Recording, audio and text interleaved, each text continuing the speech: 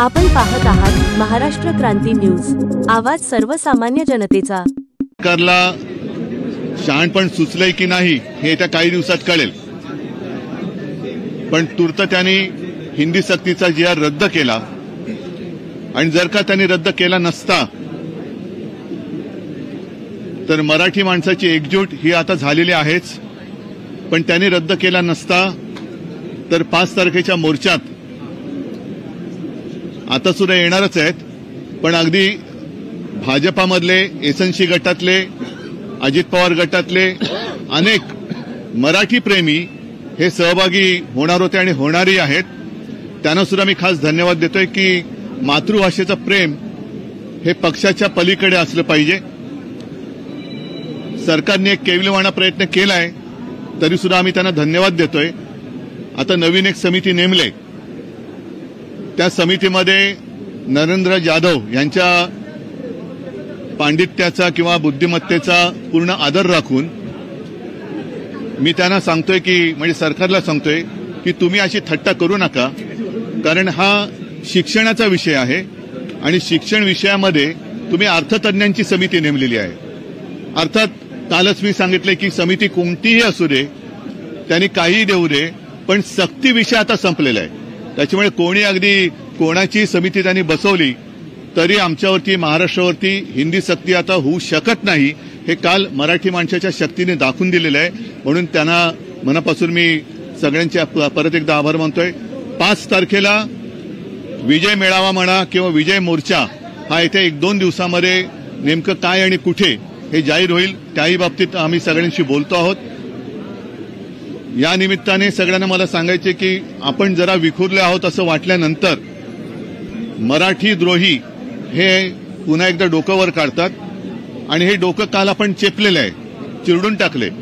हे पुन्हा यांचा फणावरती येऊ नये असं वाटत असेल तर परत संकट येण्याची वाट बघत बसण्यापेक्षा ही एकजूट ही आपण कायम ठेवली पाहिजे आणि या एकजुटीचं दर्शन हे येत्या 5 तारखेला आम्ही घडवल्याशिवाय राहणार नाही।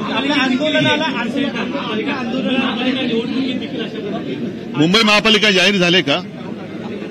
हा, मग येऊ दे ना तेव्हा। आंदोलनाला मोठा विजय मिळालेला आहे, संयुक्त एक एफर्ट होतं, यासोबत आपली राजकारणाशी काय बोलणं झालं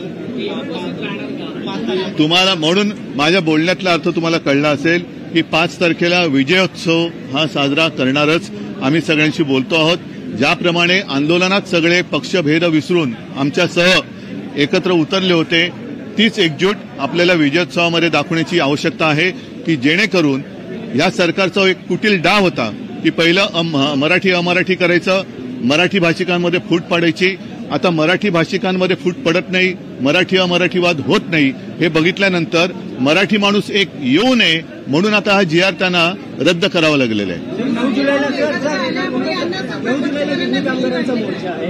हो, गिरणी कामगार सुद्धा त्यांची सुद्धा समिती मला येऊन भेटून गेली होती, त्याहीबद्दल आमची चर्चा सुरू आहे आणि त्याच्याही बाबत आमचा निर्णय आम्ही त्यांच्यासोबत आहोतच। म्हणजे तो काही वेगळा विषय उत्तर द्यायची मला गरज नाही। गिरणी कामगारांसोबत आम्ही आहोतच, पण तोही मोर्चा कुठून कसा काय हे सुद्धा त्यांच्यावरती आहे। त्यांनी जाहीर केल्यानंतर आम्ही सहभागी होऊ। ठीक आहे, ठीक आहे। सगळे विषय जे आहेत आता शक्तीपीठ विषय आहे, या घोटाळेबाज सरकारने केलेले घोटाळे आहेत, यांच्या मंत्र्यांचे रोज काही ना काहीतरी पापं बाहेर येत आहेत, शेतकऱ्यांचे विषय तसेच प्रलंबित आहे।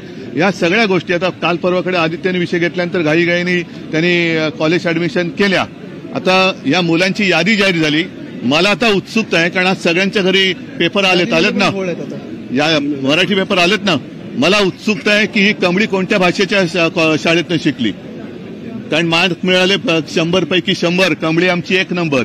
आता ही कमळी नेमकी कोणत्या भाषेच्या शाळेत शिकली, त्या कमळीवरती कोणत्या भाषेची सक्ती होती का, तिने 100 मार्क कसे मिळवले, का त्या 100 मार्कात सुद्धा EVM तिने वापरलं होतं का, तर ती मला उत्सुकता आहे। त्याच्यामुळे कमळी आमची 1 नंबर म्हणणारे कोण आहेत त्यांना मला आता बघायचंय। सगळ्यांना धन्यवाद। जय हिंद, जय महाराष्ट्र।